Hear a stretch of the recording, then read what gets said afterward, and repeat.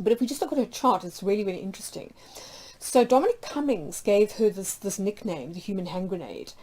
And at the time, obviously, he was a little bit sort of bit and twisted after having ousted from Downing Street. But nonetheless, I think it's quite an interesting moniker given certain things in her chart. So, particularly Uranus and the position of Uranus. So that's kind of interesting. She also has a T-square with Jupiter and Uranus and Saturn. So you can see Uranus down here in Libra in her 5th house, and then we've got Jupiter right next to Chiron in Aries. And it's interesting that you know that her Jupiter's in Aries, because Jupiter is currently in the sign of Aries. It ingressed into Aries in, I think, April or May. And although it's due to retrograde back into Pisces over sort of November, December, it will return to Aries, and next year she will have a Jupiter return, and that's always a really lucky time for anyone, particularly when it comes to popularity and that type of thing. And if you consider that if she does have Jupiter in her 11th house, and then this could point to an increase in popularity over time. So she may be one of those people that sort of initially people don't really connect with, because she doesn't seem to exude a lot of personal warmth with that Saturn Mercury conjunction.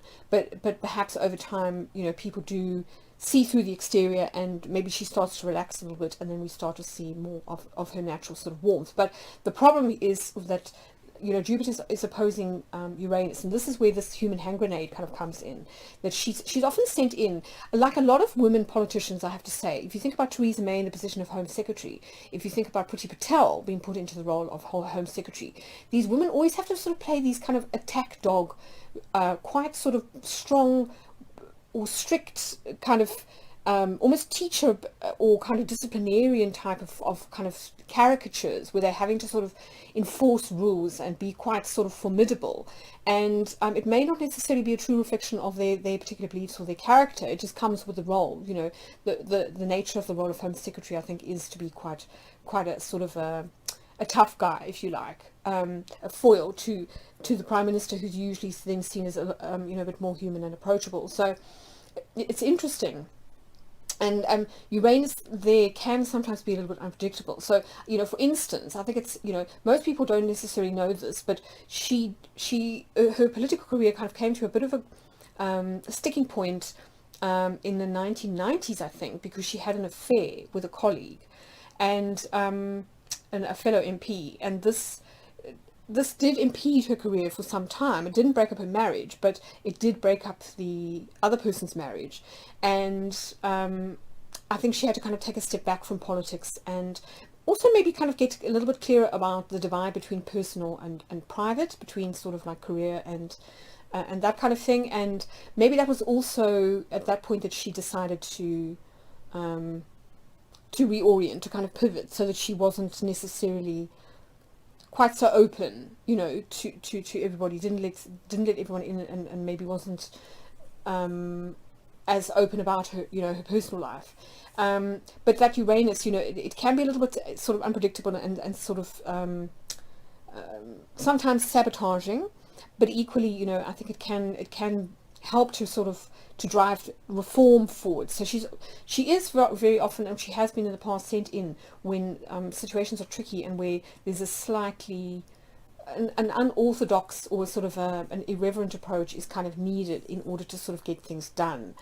And so I'll be interested to see how this sort of plays out, if she does become the next Tory leader, as to whether she is a little bit volatile, and that this can sometimes affect her her popularity, or whether it's just that she is gaffe prone, whether she sometimes kind of inadvertently trips herself up, and that this can sort of sometimes hamper her ability to be taken seriously, with that T-square to Saturn. Here we have the chart for Liz Truss, and it's transposed onto that of the Tory parties. So this is the 1912 Tory party chart, because of course the Tories originally came into being in about 1848, I think, something like that, and then sort of had a bit of a